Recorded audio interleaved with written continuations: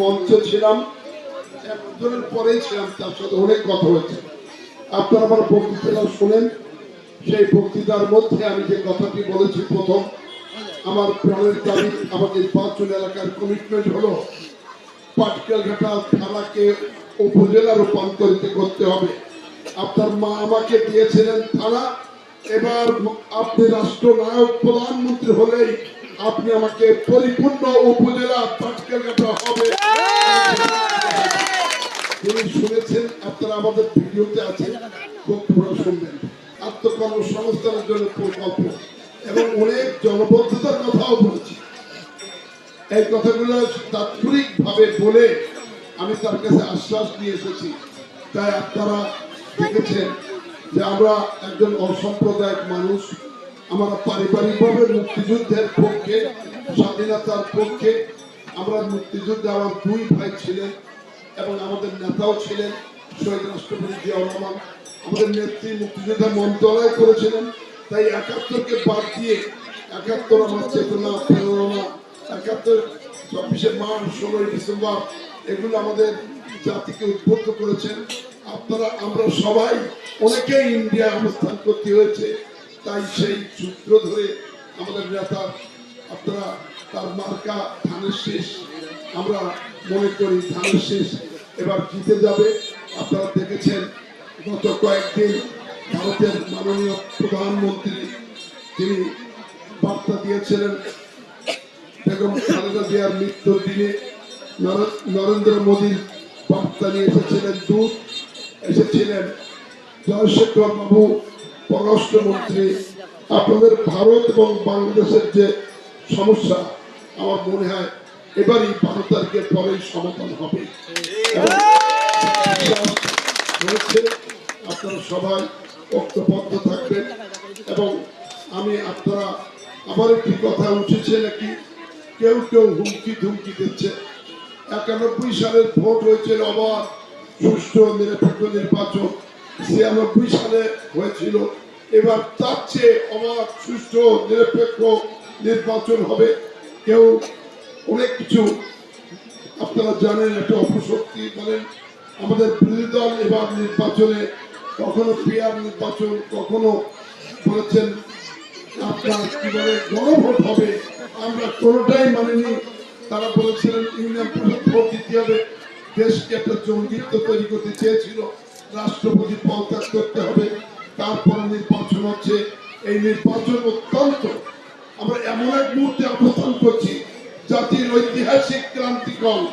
এই ক্রান্তিকালে আপনারা সবাই আমাদেরকে সমর্থন করবেন। মনে রাখবেন, আমার কাছে বলেছে তারা অনেক টাকা দিয়ে তারা ভোট কিনবে। আমার বিশ্বাস আপনাদের সনাতন ধর্মের কোন মানুষ টাকা নেবে না, নেবে না। এবং আমার বক্তব্য হলো এই, যদি কেউ দিতে চান নেবেন, ভোটটা দেবেন গণতন্ত্রের পক্ষে। এই দাবি আমি করছি। তবে ঐতিহ্যমণ্ডিত সনাতন ধর্মের কোন মানুষ আমাদের মধ্যে কেউ করতে পারে, কিন্তু আপনারা করবেন 100% বিশ্বাস। তাই আমি আমার নির্বাচন এলাকায় জনগণের দাবি, আর আমি হলাম নির্বাচনের পরে আপনাদের দাবি, আপনাদের নিরাপত্তার দায়িত্ব আমি গ্রহণ করলাম।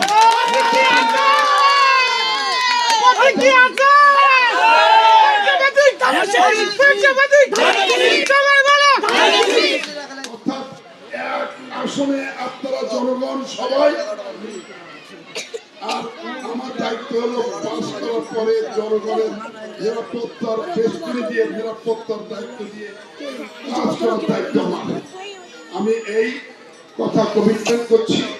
আমার কাকা স্বপন বাবু বলেছেন, আমার দাদা কিভাবে জয়দেব বলেছে, আমি এক কথার মানুষ।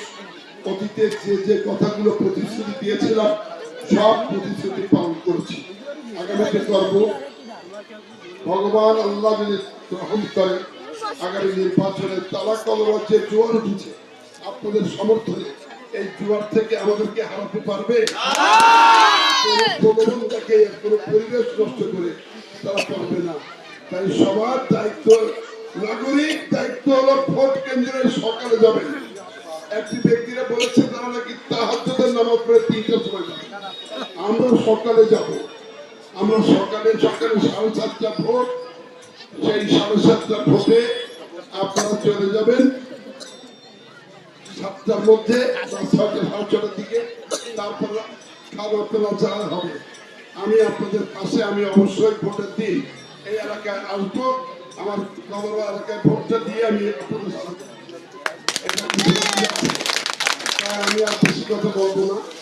আমার যদি কিছু আছে, যেহেতু চলছে পূজা মহানামযজ্ঞের, আবারও আমরা অসাম্প্রদায়িক মানুষের কথা, মানুষ যদি তৌফিক দেয় মন্দিরগুলো আরো সচ্ছল সুন্দর চলার আমি চেষ্টা করবো।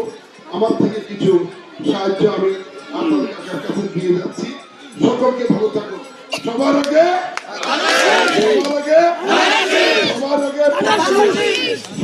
পটকালি হতা, সবার আগে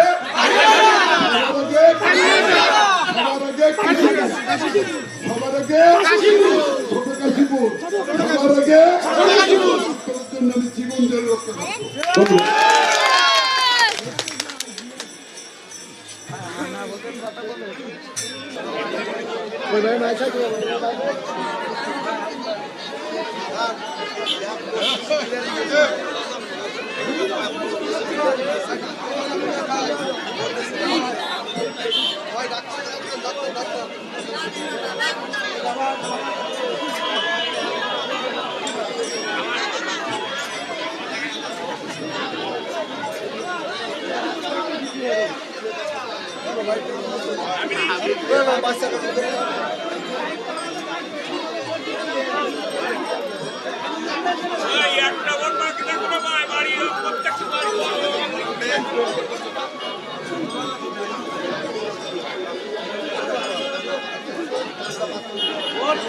জীবন